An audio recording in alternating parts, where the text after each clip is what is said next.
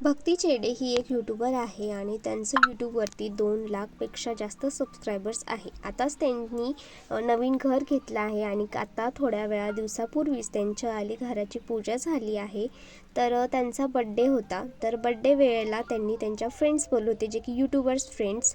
तर त्यामध्ये तनया, युगची मम्मी शुभांगी अशा आल्या होत्या आणि प्लस आणखी एक पिया मम्मी आल्या होत्या. पण त्यांनी त्यांची आणखी एक फ्रेंड होती, जी की अंकिता, हिला बोलवलेलं नव्हतं, कारण त्यांचं एक छोटंसं भांडण झालं होतं. आता अंकिता लाईफस्टाईल हे एक यूट्यूब चॅनल आहे, त्यावर अंकिताने असं लिहिलेलं होतं किंवा असा व्हिडिओ पोस्ट केला होता.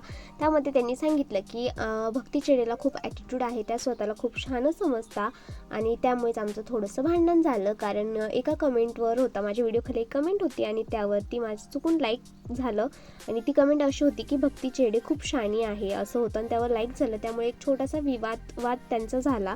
आता काय झाला ते डिटेलमध्ये त्यांनी त्यांच्या व्हिडिओमध्ये दिलेलं आहे. पण मला असं वाटतं की म्हणजे भक्ती चेडे खरंच असा ॲटिट्यूड आला आहे असं मला तर नाही वाटत. कारण की मी आधीही त्यांचे व्लॉग्स बघत होते आणि आताही बघते, त्यामध्ये काही इतका फरक नाही आहे. परिस्थिती त्यांची बदलली आहे आणि ते काही अशीच मिनिटात नाही बदलली. त्यांनी खरंच कष्ट केलं तेव्हाच ती बदलली आहे.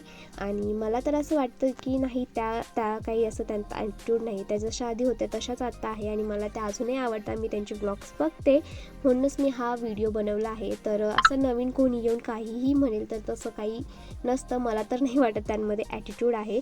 बाकी आता त्या दोघींमध्ये काय झालं रिअल ते तर मला माहीत नाही, पण माझ्यासाठी किंवा मला असं वाटतं की त्या छान आहे. म्हणजे त्यांचं जे ते शेअर करतात ते सगळं व्यवस्थित आहे. बाकी तुमचं काय मत आहे यावरती मला कमेंटमध्ये सांगा आणि आणखी काय मी भक्ती चेडेवर रिलेटेड व्हिडिओज आणू तेही मला कमेंटमध्ये सांगा आणि अशाच व्हिडिओजसाठी माझ्या चॅनल सबस्क्राईब करा.